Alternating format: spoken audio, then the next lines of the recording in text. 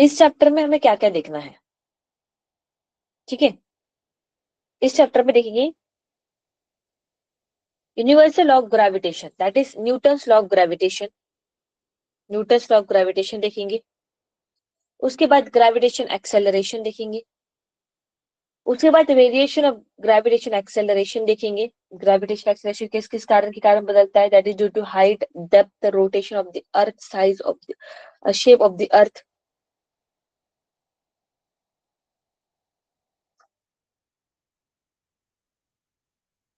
उसके बाद हम देखेंगे gravitational field intensity, gravitational potential, gravitational potential energy, satellite motion, binding energy, ठीक है। ये सभी चीजें जो है हम इसमें क्या करेंगे, कवर करेंगे। वन बाय वन देखते हैं अभी।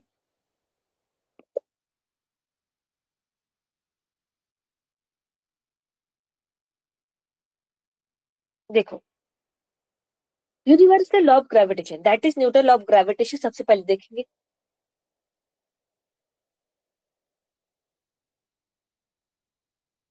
According to this law, each particle attracts every other particle. The force of attraction between them is directly proportional to the product of their masses and inversely proportional to the square of the distance between them. क्या बोला यहाँ पे, universe में कौन से भी दो object ले लो। यहाँ पे कौन सा, मान लो ये ऑब्जेक्ट m1 है और ये ऑब्जेक्ट क्या है यहाँ पे m2। They are separated by the distance r. They are separated by the distance r. And each particle attracts the every other particle. Her particle attract करता है each other every particle in this universe by the force of attraction. And that force of attraction, उसकी value क्या होती है, that force of attraction is equal to product of m1 m2 and it is inversely proportional to 1 upon क्या हो गया यहाँ पे r square. तो f is equal to क्या हो जाएगा,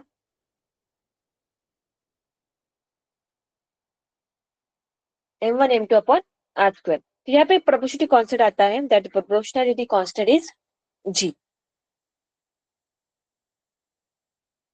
g is as a gravitational constant और इसकी वैल्यू कितनी होती है यहाँ पे, g is equal to 6.67 into 10 to the power क्या होता है -11। अगर मैं यूनिट की बात करूं तो इसका यूनिट कितना आता है, जी का यूनिट। ये जो फॉर्मूला है इस फॉर्मूले को आप लोग रीअरेंज कर सकते हो और रीअरेंज करके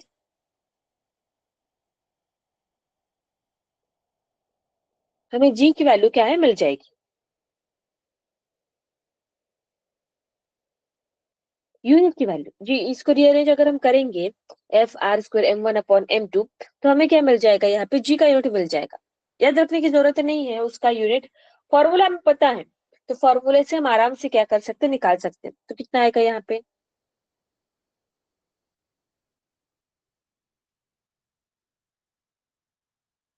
न्यूटन मीटर स्क्वायर पर केजी स्क्वायर, ठीक है। Is universal gravitation constant. आगे बात करते हैं, यहाँ पे देखो उसका वेक्टर फॉर्म हमें निकालना है। क्या निकालना है, वेक्टर फॉर्म। इन दोनों को ये लाइन जो है वो क्या कर रही है, यहाँ पे ज्वाइन कर रही है, ठीक है। ये लाइन ज्वाइनिंग इस तरीके से। अगर इसका पोजीशन वेक्टर बताना है, किसका, m1 की पोजीशन विथ रिस्पेक्ट टू 2, तो कैसे बताएंगे, यहाँ पे कैसे लिखेंगे, position of 1 with respect to 2 और ये क्या हो गया यहाँ पे, position of the 2 with respect to 1। जो हमारा ग्रेविटेशन फोर्स लगने वाला है, gravitation force is attractive force, जो m1 m2 के ऊपर लगाएगा, जो m1 m2 के ऊपर लगाएगा उसकी डायरेक्शन किस तरफ रहेगी, इस तरफ। This is the force on two due to क्या हो गया यहाँ पे 1। और जो 2 1 के ऊपर लगाएगा उसका नेचर अट्रैक्टिव है। अट्रैक्टिव मतलब अपनी तरफ खींचेगा, अट्रैक्टिव मतलब अपनी तरफ खींचेगा। तो यहाँ पे M2 M1 के ऊपर जो फोर्स रहेगा उसकी डायरेक्शन इस तरफ रहेगी, that is the force on one due to क्या हो गया यहाँ पे 2। Force on one due to क्या हो गया यहाँ पे 2। क्लियर हुई चीजें यहाँ तक? तो अगर वेक्टर फॉर्म में मुझे लिखना है, वेक्टर फॉर्म पहले तो डायरेक्शन क्या रहेगी, फोर्स की डायरेक्शन जो है अलोंग द पोजीशन वेक्टर, इन दोनों को जो लाइन ज्वाइनिंग करे उसके अलोंग ही फोर्स की डायरेक्शन रहेगी। लेट्स से मैंने लिखा force on one due to two, force on one due to two, that is given by क्या लिखेंगे, G m1 m2 upon are square, और उसकी डायरेक्शन क्या है, हाँ उसकी डायरेक्शन क्या है, उसकी डायरेक्शन इसी की तरफ है ना, force on one due to two, two that is given by position vector r12। समझ में आई चीजें?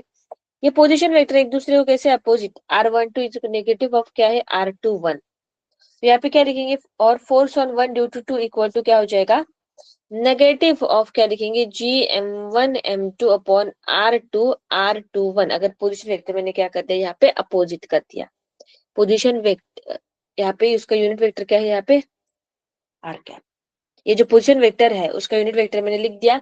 यूनिट वेक्टर हमें क्या बताता है, डायरेक्शन बताता है ना। तो force is along the line joining the two masses and its direction is given by that position और दैट डिस्टेंस यूनिट वेक्टर, तो उसका यूनिट वेक्टर क्या है यहाँ पे आर कैप। ओके, यहाँ तक चीजें क्लियर हुई कि नहीं हुई बताओ तो।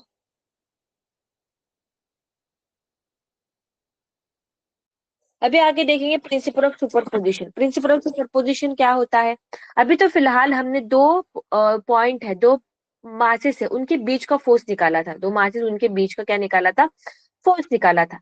अभी क्या है, अगर दो से ज्यादा हो, कैसे हो, दो से ज्यादा हो, लेट से यहाँ पे क्या है M1, यहाँ पे क्या है M2, यहाँ पे क्या है M3, यहाँ पे क्या है M4, ठीक है। तो force on one due to two की अगर मैं बात करूं, क्या करना है यहाँ पे, force on one due to two, force on one due to two, force on one due to 2 3 4। Okay, one के ऊपर इन तीनों के कारण कितना फोर्स है वो हमें निकालना है। लेट्स ड्रॉ कर ले क्या यहाँ पे, जरूर मान लो इसके कारण जो रहेगा उसकी राशि इस तरफ रहेगी, force on one due to two, ये रहेगा force on one due to three, this is the force on one due to क्या हो जाएगा यहाँ पे 4। तो उसके ऊपर जो फोर्स लग रहा है दैट फोर्स इक्वल टू क्या हो जाएगा यहाँ पे बताओ, F12 प्लस F13 प्लस क्या हो जाएगा F14। पर यहाँ पे ध्यान देना, यहाँ पे हमें वेक्टर एडिशन करनी है, क्या करनी है यहाँ पे, वेक्टर एडिशन करनी है। डायरेक्टली वैल्यू लिख दी और उसको ऐड कर दिया, ऐसे नहीं चलेगा, ऐसे बिल्कुल भी नहीं चलेगा, उसी क्या करनी पड़ेगी यहाँ पे वेक्टर एडिशन करनी पड़ेगी। हाँ करते हैं अभी क्वेश्चन, उस क्वेश्चन से समझ में आ जाएगा आप लोगों को कि हाँ ठीक है किस तरीके से करना है। देखो यहाँ पे क्वेश्चन क्या दिया है, there is a 4 point masses place at the corner of the square, ठीक है। 4 पॉइंट masses, लेट से यहाँ पे क्या है, ये है हमारा M, ये है हमारा M, ये है हमारा M, और ये है हमारा क्या है यहाँ पे M। They are separated by the distance कितना है यहाँ पे, a स्क्वायर है ना, यहाँ पे हर साइड कितनी है, सेम है। तो क्या पूछा है, फोर्स ग्रेविटेशन फोर्स क्या पूछा है यहाँ पे, gravitation force on one of the mass, one of the mass, कौन सा भी मास उठा लो उसके ऊपर ग्रेविटेशन फोर्स कितना लग रहा है, हमें क्या करना है, वो चीज क्या करनी है, फाइंड आउट करनी है। ठीक है, दोबारा मैं ड्रॉ करती हूँ एम, एम, ये क्या हो गया एम, और ये क्या हो गया हम एम। लेट से हमें किसके ऊपर लगाना है, इसके ऊपर फोर्स लगाना है, इसके ऊपर। तो ये इसके ऊपर फोर्स आएगा उसकी वैल्यू क्या हो जाएगी F1, ये इसके ऊपर लगाएगा उसकी वैल्यू क्या रहेगी F2, और ये जो इसके ऊपर फोर्स लगाएगा उसकी डायरेक्शन जो है वो क्या रहेगी, इसके अलोंग रहेगी। तो इसको क्या नाम दे दो यहाँ पे, F3 दे दो। F1 और F2 की वैल्यू निकालो, इसके बाद F3 निकालो और मुझे आंसर लेके, मतलब आंसर निकालो, ठीक है। मैंने क्वेश्चन लिख के दिया है, मुझे आंसर फाइंड आउट करके दो उसका, ठीक है। 2 मिनट में चाहिए, ठीक है, 2 मिनट में क्वेश्चन सॉल्व करती हूँ मैं, तब तक आप लोग ट्राई करो, 2 मिनट दे दो।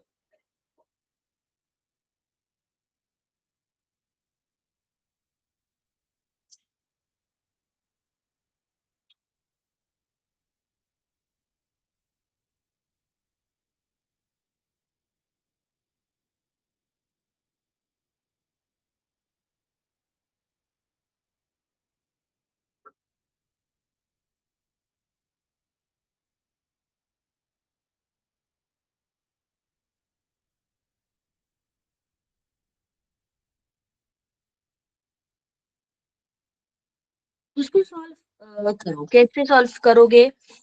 इसके से इसके बीच का डिस्टेंस कितना है? यहाँ पे ए, इसके बीच का डिस्टेंस कितना है? ए। ये वाला डिस्टेंस कितना रहेगा? ये वाला डिस्टेंस रहेगा यहाँ पे, पाइथागोरस से निकालो ना, ये भी ए है, ये भी ए है, कौन सा? ये भी।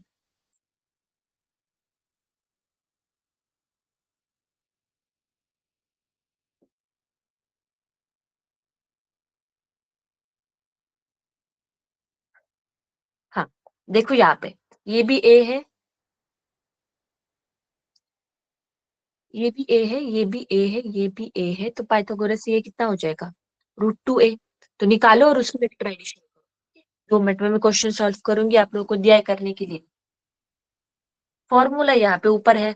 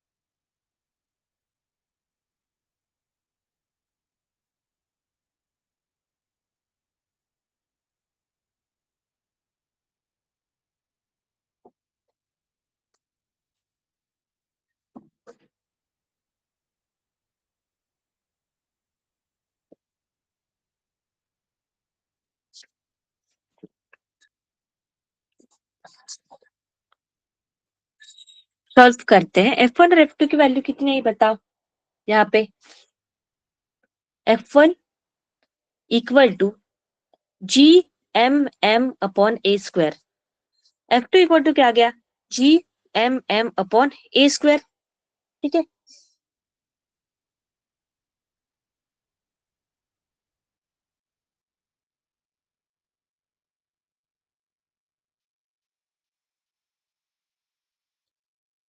इन दोनों का रिजल्टेंट निकालते हैं। ठीक है, पहले तो देखो वेक्टर एडिशन करनी है यहाँ पे, एफ नेट इक्वल टू क्या आ जाएगा यहाँ पे, F1 plus F2 plus F3। इन तीनों को तभी ऐड कर सकते हैं, डायरेक्टली तभी ऐड कर सकते हैं जब तीनों कैसे हो, एक ही लाइन के अलोंग हो या फिर एक दूसरे को क्या हो, पैरेलल हो, तभी कर सकते हैं। एक ऐसा है, एक ऐसा, एक ऐसा, ऐसे डायरेक्टली ऐड नहीं कर सकते। लेट से हम क्या करते हैं, ये जो दोनों है, कौन से दोनों, यहाँ पे F2 और F1, उनका रिजल्ट निकाल लेते हैं। उनके बीच में एंगल कितना है, 90 डिग्री। ठीक है, 90 डिग्री है। उसके बाद दोनों का मैग्नीट्यूड क्या है, सेम है। दोनों का मैग्नीट्यूड अगर सेम है, इसका मतलब क्या है कि उनका जो रिजल्टेंट आएगा वो एग्जैक्टली कहाँ पे आएगा, उनके एंगल बाइसेक्टर पे आएगा। उनके एंगल बाइसेक्टर पे आएगा मतलब क्या, उनके बीच में एंगल कितना है, यहाँ पे 90 डिग्री है। एंगल बाइसेक्टर मतलब कितना होगा, 45। तो उनका रिजल्टेंट सीधा एंगल बाइसेक्टर पे आएगा, क्योंकि उनका मैग्नीट्यूड क्या है, यहाँ पे सेम है। देखो, अगर दोनों सेम होते F1 और F2 और उनके बीच में एंगल कितना होता है, 60, तो यहाँ पे जो हमारा दोनों का रिजल्टेंट है वो कैसे आता है, 30 पे आता।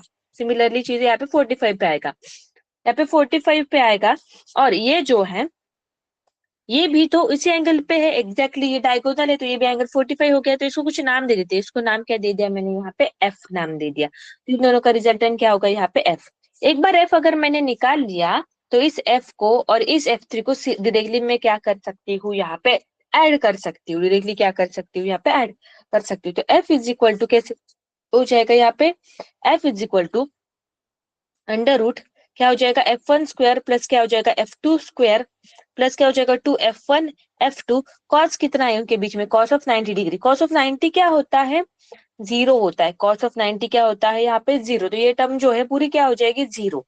ये क्या बचा, F1 प्लस F2। F1 की वैल्यू कितनी है, GM1 M2 अपॉन क्या हो जाएगा, यहाँ पे A स्क्वायर प्लस क्या हो जाएगा, GM1, यहाँ पे M1 M2 की जगह MM लिखते हैं, M अपॉन A स्क्वायर। अब इक्वल टू क्या आ जाएगा बताओ, इनको ऐड कर दिया मैंने, स्क्वायर है ना इसका, क्या है इसका, स्क्वायर। ये क्या हो गया यहाँ पे, स्क्वायर 2 टाइम्स ऑफ क्या हो जाएगा, यहाँ पे GMMA स्क्वायर क्या हो गया, यहाँ पे स्क्वायर। ये स्क्वायर और स्क्वायर रूट कैंसिल हो गया, तो क्या कट जाएगा, तो क्या बचेगा बताओ, GMM upon A square into क्या हो गया, यहाँ पे √2। तो ये एफ की वैल्यू आ गई। तो सीधा आप एफ नेट निकाल सकते हैं। F net is equal to क्या आएगा, F प्लस F3, क्योंकि वो उसके डायरेक्शन में भी आ गया। उसी के डायरेक्शन में एग्जैक्टली क्यों आया, उसके पीछे का रीजन बताया मैंने तुम लोगों को, क्यों, बिकॉज F1 और F2 जो है मैग्नीट्यूड वाइज सेम है।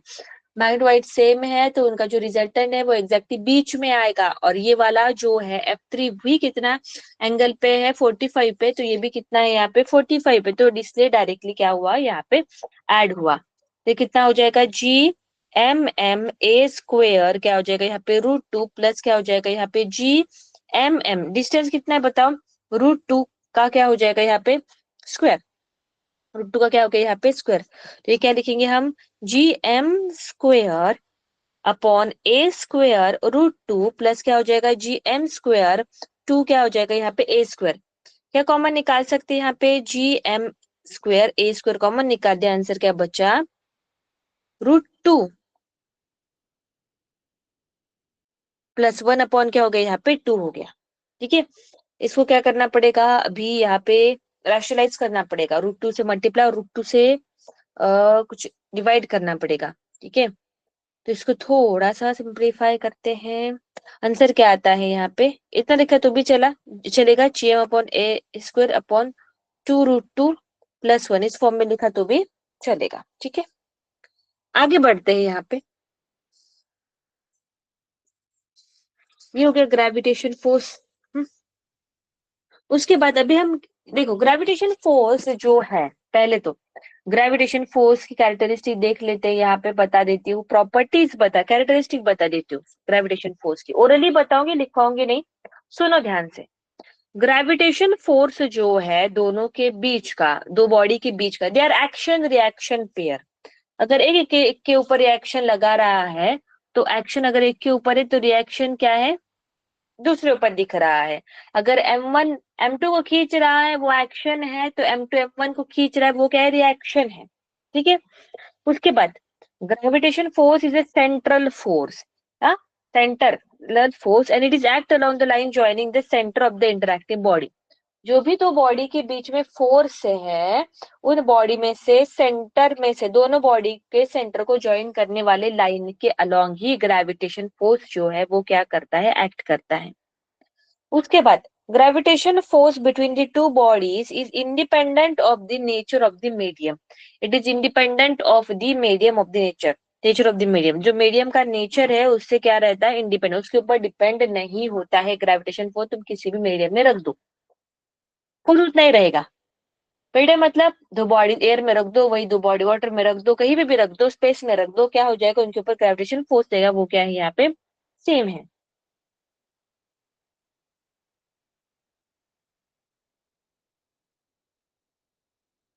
आगे द ग्रेविटेशन बॉडी जो है, ग्रेविटेशन फोर्स जो है दो बॉडी के बीच है, बीच में does not depend upon the presence of other body. दूसरे बॉडी के कारण ग्रेविटेशन फोर्स दो बॉडी के बीच का इफेक्ट नहीं होता है. अगर मास जो है बहुत ज्यादा निग्लिजिबल है, मास एकदम निग्लिजिबल मतलब 1 kg 2 kg, तो ग्रेविटेशन फोर्स ऑलमोस्ट क्या होता है, जीरो. क्यों ऑलमोस्ट, क्यों जीरो होता है, बिकॉज मास देखो ना, m1 m2 मतलब m1 की वैल्यू 1 kg, m2 की वैल्यू 2 kg, तो ग्रेविटेशन फोर्स जो है वो ऑलमोस्ट क्या होता है, जीरो. क्यों जीरो रहता है, बिकॉज देखो जी की वैल्यू कितनी है, जी की वैल्यू 6.6 इंटू 10⁻11 है, -11 10⁻11, उसके कारण क्या हो जाता है, यहाँ पे जी की वैल्यू क्या हो जाती है, फोर्स जो है उनके बीच का, दैट विल बी निग्लिजिबल हो जाता है. ठीक है, यहाँ तक चीजें हो गई. अभी gravitation force is applicable for only point mass. Point mass मतलब एक छोटा सा डॉट या फिर छोटा सा स्पीयर, स्पीयर को भी कंसीडर कर सकते हैं पॉइंट. तो यहाँ पे अगर एक्सटेंडेड बॉडी है, अगर यहाँ पे क्या है, एक्सटेंडेड बॉडी, एक्सटेंडेड बॉडी का मतलब समझ में आता है तुम लोगों को, gravitation force exerted by the external, देखो इस तरीके से ये रॉड है, इस रॉड के कारण अभी लेट से किसी पर्टिकुलर पॉइंट पे, क्या बात कर रहे हैं अभी हम लोग यहाँ पे, इस रॉड के कारण लेट से इस ए पॉइंट, ए डिस्टेंस पे, इसको पी बोलते हैं, यहाँ पे इस रॉड के कारण कितना ग्रेविटेशन फोर्स रहेगा. लेट से इस रॉड का मास कितना है, m, और इसका मास कितना है, यहाँ पे m है. समझ में ये चीज है. तो ऐसे नहीं कर सकते कि सीधा यहाँ पे g m m upon a square ले लेते हैं, मैम हो गया solve, g m m upon m square. नहीं, ये रॉड पॉइंट मास है क्या, नहीं. देखो अगर ये पॉइंट मास होता और ये p पॉइंट होता और ये डिस्टेंस कितने पे होता, a पे, तो यहाँ पे ये पूरा का पूरा पॉइंट मास a डिस्टेंस पे है, और इस डिस्टेंस से ही वो उसके ऊपर क्या लगा रहा है, यहाँ पे फोर्स लगा रहा है. यहाँ पे क्या हो रहा है, यहाँ पे देखा जाए तो क्या हो रहा है, ए पॉइंट पे, ए डिस्टेंस पे बस इतना ही मास है, बाकी का मास ए से ज्यादा डिस्टेंस पे है. समझ में ये चीज है. तो यहाँ पे ये जो ए डिस्टेंस है वो कांस्टेंट नहीं है. क्लियर हुई चीज है. तो इस केस में क्या करते हैं, हम सीधा न्यूटन लॉ ऑफ ग्रेविटेशन नहीं लगा सकते, उसका डेरिवेशन है, पर डेरिवेशन की तरफ हमें नहीं जाना है. पर एक बार बता देती हूँ ओरली के डेरिवेशन का अप्रोच कैसा है.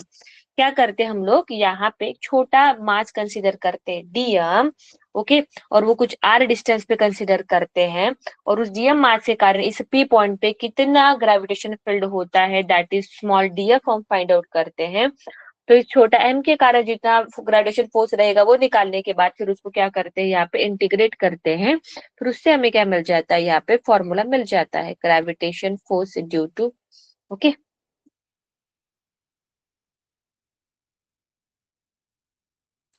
तो उसके डेरिवेशन पे नहीं जाना है, सीधा फॉर्मूला बताती हूँ, कितना डिस्टेंस रॉड से कितने डिस्टेंस पे, that is equal to g m m, gravitation force कितना लगता है, g m m अपॉन, क्या आ जाएगा, यहाँ पे रॉड की लेंथ नहीं ली ना हमने, रॉड की लेंथ लेनी पड़ेगी, रॉड की लेंथ कितनी है, यहाँ पे l है, रॉड की लेंथ कितनी है, यहाँ पे l, g m m upon क्या हो जाएगा, यहाँ पे l प्लस a इंटू क्या हो जाएगा, यहाँ पे a हो जाएगा. This is the gravitation force. F is equal due to rod, उसकी लेंथ कितनी l, वो कितने डिस्टेंस पे a.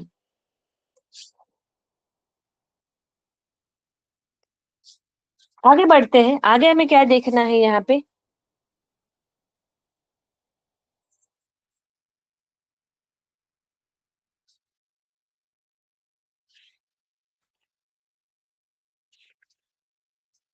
Gravitation acceleration. क्या देखेंगे अभी हम लोग यहाँ पे, gravitation acceleration.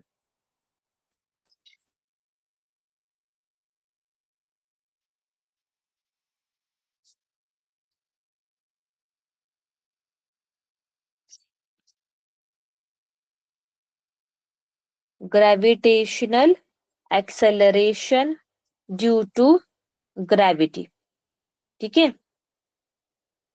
Due to gravity, अर्थ के कारण, एक्सेलरेशन ड्यू टू ग्रेविटी। कोई भी ऑब्जेक्ट को ऊपर फेंको नीचे आता ही है। जब ऑब्जेक्ट ऊपर जा रहा है तभी ग्रेविटी लगती है, नीचे आ रहा है तभी भी ग्रेविटी लगती है। कितनी लगती है? That is gravitation acceleration. मतलब क्या? वो नीचे खींचा जाता है ना, उसको नीचे की तरफ धक्का लगता है, और मैंने बोला था धक्का मतलब क्या होता है? एक्सेलरेशन। तो कितना लगता है? G is equal to G M upon क्या होगा यहाँ पे? R square. G M upon क्या होगा यहाँ पे? R square.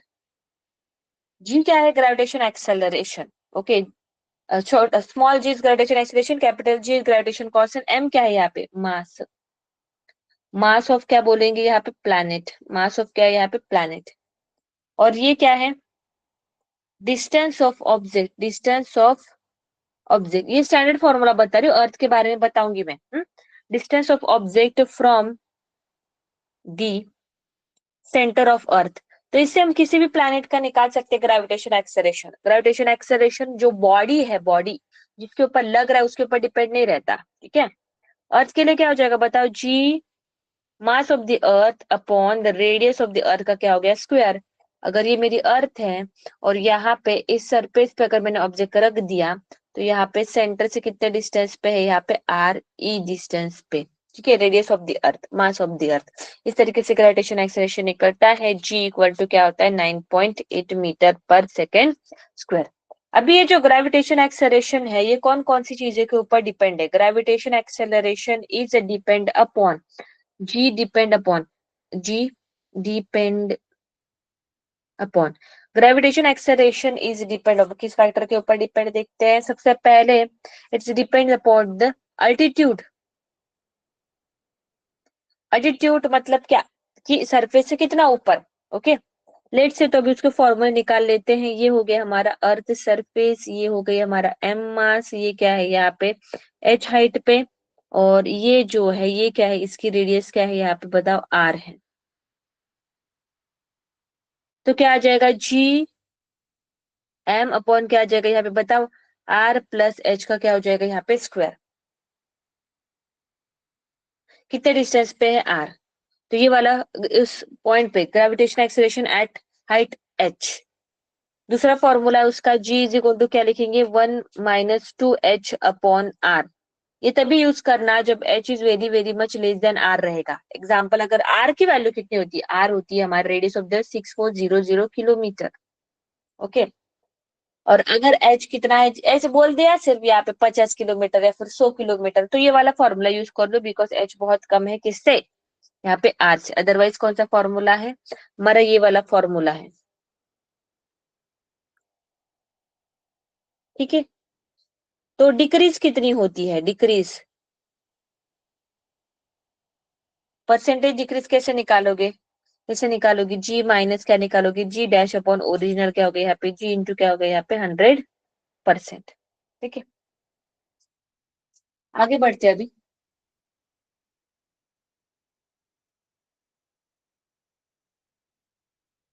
अभी हमें क्या करना है? Gravitation acceleration due to the depth. Depth के कारण निकालना है। डेप्थ के कारण क्या होगा? ग्रेविटेशन एक्सेलरेशन पे क्या फर्क पड़ेगा?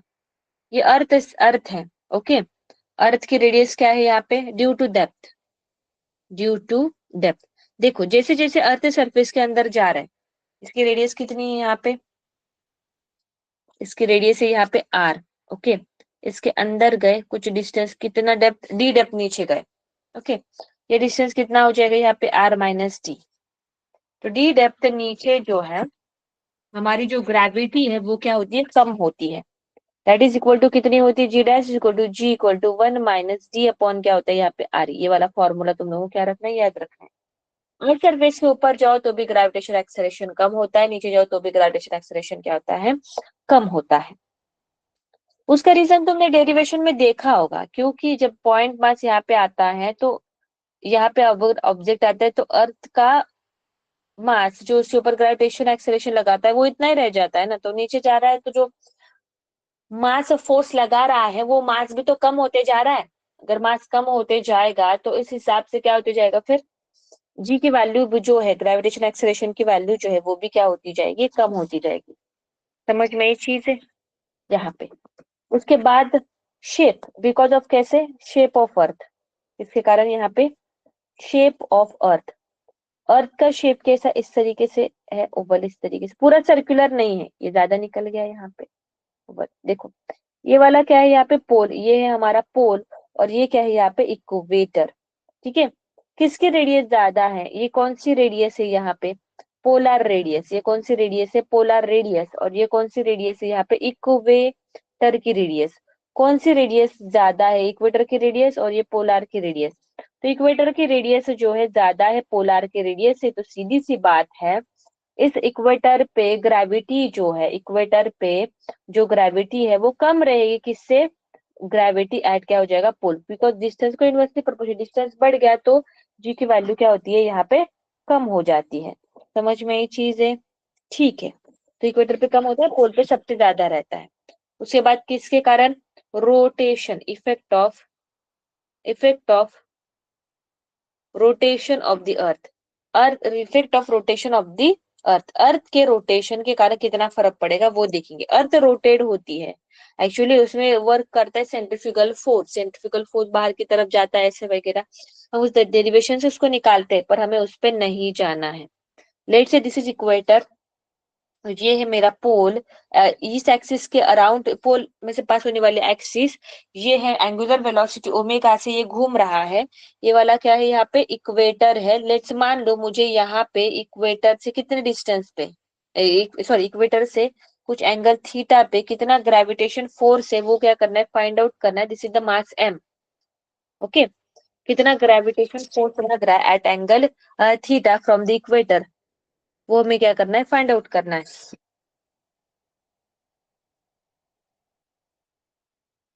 That is given by G equator,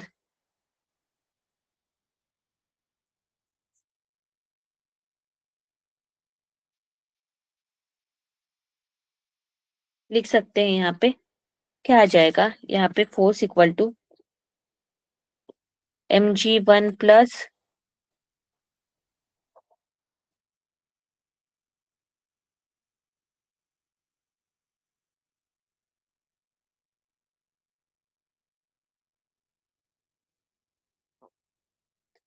cos square theta minus 2 r omega square g, cos square क्या हो गया यहाँ पे, थीटा। ओके,